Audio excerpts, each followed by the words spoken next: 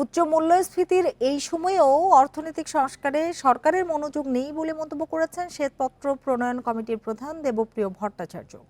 উল্টো অবিবেচকভাবে শতাধিক পণ্যে ভ্যাট বাড়ানো হয়েছে বলেও মন্তব্য করেন তিনি। এ নিয়ে আলোচনা করতে ঢাকা বিশ্ববিদ্যালয় থেকে আমাদের সাথে যোগ দিয়েছেন অর্থনীতিবিদ অধ্যাপক ডক্টর এম আবু ইউসুফ। জনাব ডক্টর এম আবু ইউসুফ, আপনাকে স্বাগত জানাচ্ছি ইন্ডিপেন্ডেন্ট টেলিভিশনে। যেটি জানতে চাই যে অন্তর্বর্তী সরকার কি শ্বেতপত্র প্রণয়ন কমিটির যে প্রধান ডক্টর দেবপ্রিয় তার পরামর্শগুলো নিচ্ছে না? জি, আসলে আপনারা জানেন যে বর্তমান অন্তর্বর্তীকালীন সরকার দায়িত্ব নেওয়ার পরই প্রথম যে কমিটিটা করা হয় মাননীয় প্রধান উপদেষ্টার কার্যালয় থেকে, সেটি হচ্ছে শ্বেতপত্র প্রণয়ন কমিটি। এবং এই কমিটি আপনারা দেখেছেন 90 দিনের মধ্যেই আহ, এই রিপোর্টটি পেশ করেছে। এবং আজকে যে সিম্পোজিয়ামটা হয়েছে সেই রিপোর্টের উপর প্রেজেন্টেশন হয়েছে এবং বিস্তারিত আলোচনা হয়েছে।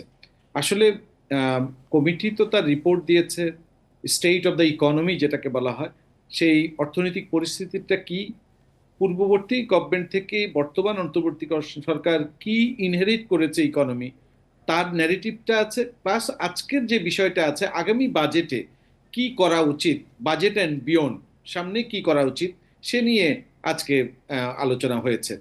এখন আহ, সরকার তো যেহেতু রিকমেন্ডেশনগুলো দেওয়া হয়েছে এবং সেটি কগনিজেন্সে নেওয়াটা, অন্তর্বর্তীকালীন সরকার যেহেতু এটি কমিটিটা করা হয়েছে, নিশ্চয়ই একটা উদ্দেশ্য আছে যে এই রিকমেন্ডেশনগুলো ওনারা সামনে যাতে এগুলোকে ইমপ্লিমেন্ট করতে পারে, যেগুলো করা যায়।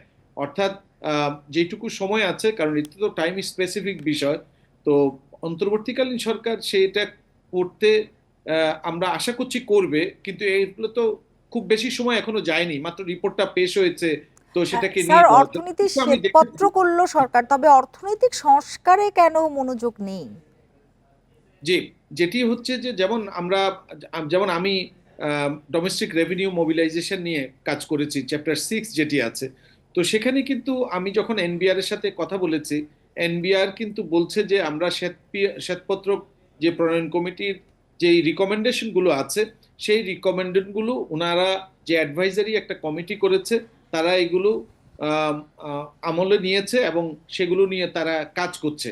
তো সেই কাজ করছে, এখন এই কাজের ফল দেখতে তো একটু সময় লাগবে। যেমন ইন্টিগ্রেটেড অটোমেশন সিস্টেম, এবং আপনারা দেখেছেন যে এক সময় অডিট, ট্যাক্স অডিট, এটি আপাতত স্থগিত রাখা হয়েছে। এবং পরবর্তীতে আমরা বলছি যে এই রিস্ক বেসড অডিটিং সিস্টেম, অর্থাৎ এটি একটি মেকানিজম ডেভেলপ করা হবে, যে মেকানিজম ডেভেলপ করে যাতে আনবায়াসড একটা অডিটিং সিস্টেম হয়। এবং অটোমেশনের জন্য বিভিন্ন জায়গায়, যেমন ভ্যাটের কথা বলেছে বা অন্য জায়গায় ইন্টিগ্রেটেড অথবা ইন্টারঅপারেবিলিটি, সেগুলোর কথা বলা হয়েছে। স্যার, তো এই পর্যায়ে একটু জানতে চাই যে মূল্যস্ফীতি, করের বোঝা অর্থাৎ সার্বিক যে অর্থনীতি সেটি কতটা আসলে জনকল্যাণে হচ্ছে? জি, এখন আমরা যেটি বলছি যে অবশ্যই এনবিআর যখন কোনো পলিসি নিবে, এই বাজেটে এমন একটা ডিরেকশন থাকা উচিত যে কোনো পলিসি নেওয়ার আগে সেটা নিয়ে এনাফ আলোচনা করা, যারা স্টেক হোল্ডার্স আছে তাদের সাথে আলোচনা করা, এবং যে পলিসি নিবে তার ইমপ্লিকেশনস গুলো কি, তার সোশ্যাল ইমপ্লিকেশনস কি, তার রেভিনিউ ইমপ্লিকেশনস কি।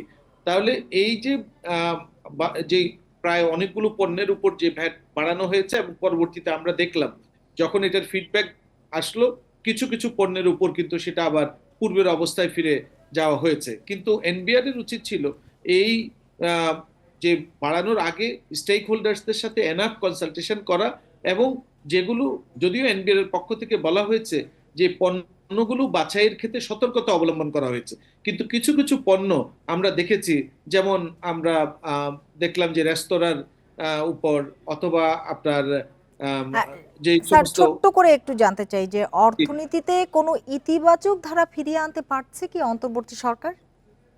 জি, আমরা দেখলাম যে আপনি যদি রিজার্ভের কথা চিন্তা করেন, যে রিজার্ভটাকে বাড়ানোর জন্য আহ, কিছু উদ্যোগ গ্রহণ করা হয়েছে। আহ, একটি হচ্ছে আমরা দেখলাম যে আমাদের রেমিটেন্স প্রবাহটা বেড়েছে, আমাদের এখানে এক্সপোর্ট আর্নিংসটাও কিন্তু আমাদের, যদিও আমরা দেখছি 23-24 অর্থ বছরে একটু নেগেটিভ ছিল আগের বছরের তুলনায়, কিন্তু এই যে জুলাই থেকে ডিসেম্বর, সেটি কিন্তু আবার একটা ইতিবাচক ধারায় ফেরত এসছে। যেই জায়গাটা আমাদের সমস্যা সেটা হচ্ছে ব্যবসায়ীদের কনফিডেন্স, ইনভেস্টরদের কনফিডেন্স, এই জায়গাটা নিয়ে আসতে হবে, এই জায়গাটা আস্থায় আনতে হলে ফেরাতে হবে। জি স্যার, আপনার যেটা বক্তব্য স্পষ্ট। আপনাকে অনেক ধন্যবাদ আমাদের সময় দেওয়ার জন্য, আমাদের সাথে যোগ দেওয়ার জন্য।